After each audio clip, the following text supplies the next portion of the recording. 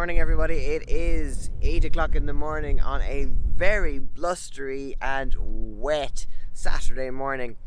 Behind me is my trusty, and you probably won't see it just over my shoulder there, is my trusty 2014 Renault Zoe. And today is a little bit of a sad day because I am going to be selling this car today. Now, like I said, it is in my 2014 Renault Zoe. I've had it from new, as any regular subscriber of this particular channel might remember. And I have a lot of fond memories of this car. And to be honest, I will be very sad to see this car go. But before I hand it over to its new owner, I wanted to have just a quick look around the car. And I hope I can do some of the outside bits before it starts absolutely pouring. Now, this is the outside of the car. As you can see, it is now 6 years old. It looks pretty good with the exception of a few paint nicks. Small little things like this on the driver door where someone banged in. Little paint chips on the edge. Small paint chips along the thing. But all in all, it is doing really, really well. On the back, no real problems. Over here on this side, sadly, I do have a bit of a dent, but that's no fault of the car, more its driver. So what can I say about this car? Well, not a lot. As anybody who's been watching this channel knows, it's been pretty trouble-free. And I'm a very bad car owner, and I mean really bad. I think it had 4 services in the 6 years that I've had it, so that's too short. It's still on its original brake discs. It's still on its original. They're still on the original brake pads. The wheels have been changed in 2016, but that was because I got offered new alloys and new tires. The 12 volt has been replaced as per the server schedule, just a little bit late. Brake fluid has not been done, and nothing else has been done. I'm going to move into the car because it's going to start raining soon, and I'll tell you a little bit more. So, inside the car, you can see the car has done 135,706 kilometers, which is not bad considering the car is 6 years old. Other than that, on the inside, it is looking pretty good, and partly due to the fact that I actually cleaned it. Oh dear, rubbish. So I cleaned it. I don't have any problems with this car. One issue that I had was that there's one issue that I do have is that this particular button here for the speed limiter, the last time a car got serviced, I have a feeling this particular panel wasn't put back properly, and it doesn't make proper contact with the speed limiter function. So you turn it on, and after probably about one bump, it turns back off. No issues with the cruise control. So I do think it's just a button issue, but it's very easy to fix. I have there's my backpack. I have the center armrest, and the only issue I have with that is that one of the screws is missing, so you just need to stick a new screw in there and reserve it. Back seat got very little use, with the exception of the holidays. During the holidays, it was full of, well, mostly just stuff. In the front, wear and tear, just some dirt on the seat, nothing else. And on my side, in my particular seat, it is actually, the seat is still pretty good. It's a little bit more sunken in than the passenger seat because I'm usually the one sitting in here. So that makes absolutely perfect sense. Other than that, there is literally nothing wrong with this car. The boot has a small bit of an issue with the edge, the metal edge. It got damaged when I put in a lawnmower once upon a time, and that was a little bit annoying. So yeah, I'm really sad to see this car go because I have a lot of fond memories with this car. It's the car I've owned the longest in the whole time that I've been driving, which has been since I think I got my full license in 2005, so about 15 years. It's the car I've owned the longest. I've owned this car from new. The 135,000 or so kilometers that I've driven have been pretty much trouble-free, a lovely adventure, and I didn't really want to just give the car away without actually saying a proper goodbye. So I'll just leave you guys with a little time lapse or a little bit of a series of videos of my memories of this car.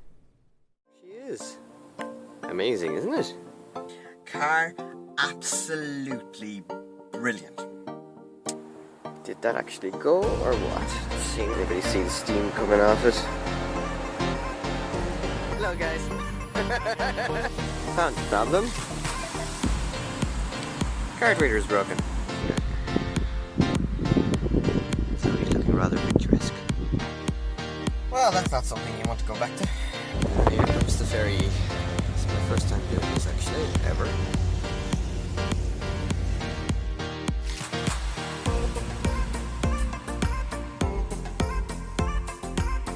Are going to be driving my Zoe from Missenhead, the most southern point in Ireland, to Mallinhead, the most northerly point in Ireland. We got the back. This is perfect. And last charge in France. Flat bench.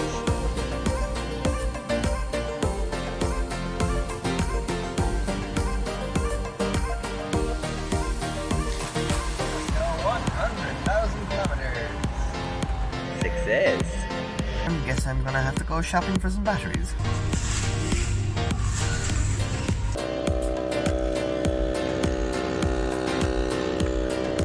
Interesting. That is a nice shiny metal rod. Okay, got it off. This is the one that I need to replace. I bet some mad EV driver probably been around the whole island already. Yeah, it was a little bit tight. Just what you need. Just what I need. This is where the magic happens. It is, but it's dark and gloomy in here. I mean, you know, pretty good, isn't it? Oh, hello, Harry. You back here again? Yeah.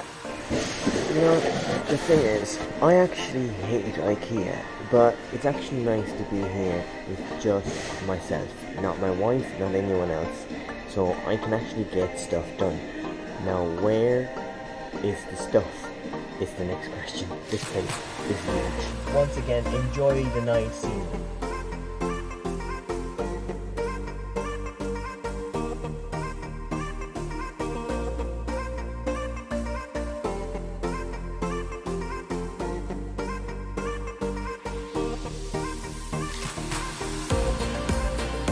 Can you tell which one hasn't been used? Don't do what Uncle Jan does. Don't wear them down too far. Isn't that beautiful? I mean, just look at it. I mean, we are on limited performance and 700 meters to the charge point. Well, that was close.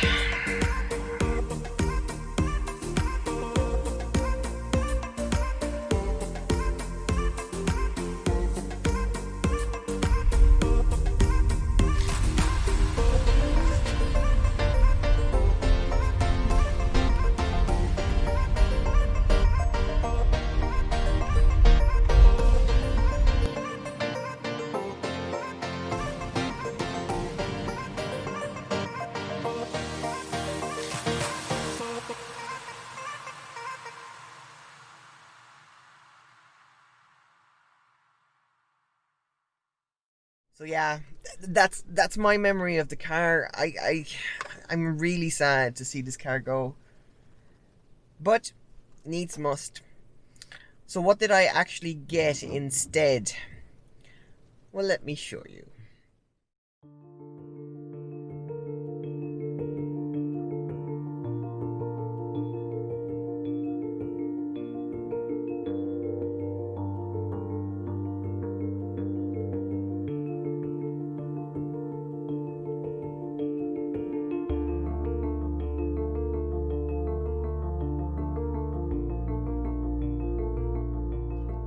what did I get instead? Well, what I got instead was this behind me. This is my new car. This is the Renault Zoe ZE50, or to be specific, I think it is written down as the Renault Zoe GT line R135 ZE50 Rapid Charge.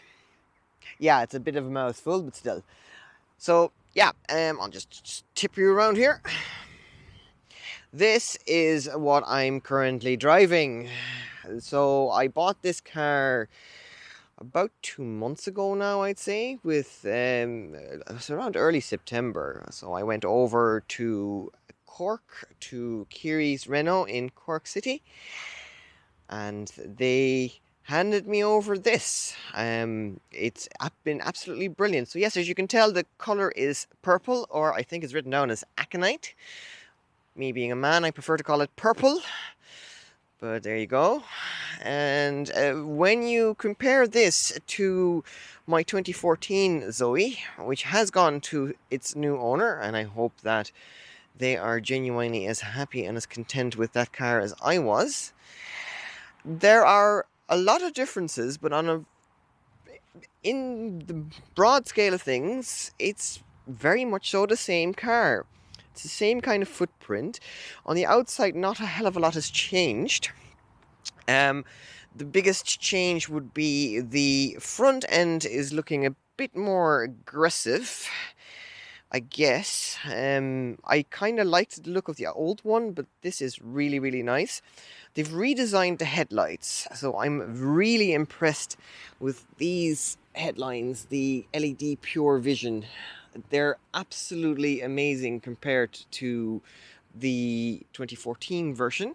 I also now have fog lights, which come in handy, as well as front parking sensors and side parking sensors. This particular model actually has the park assist as well, which is a bit of a it's a nice function to have, but would I buy it again? Probably not, but my wife would kind of liked it.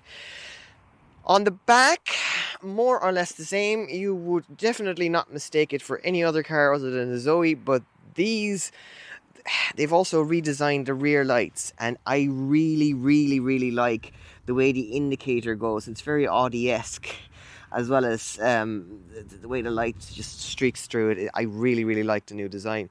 In the boot, it's probably a mess, so it's not too bad. I have the underfloor storage optional extra. Yeah.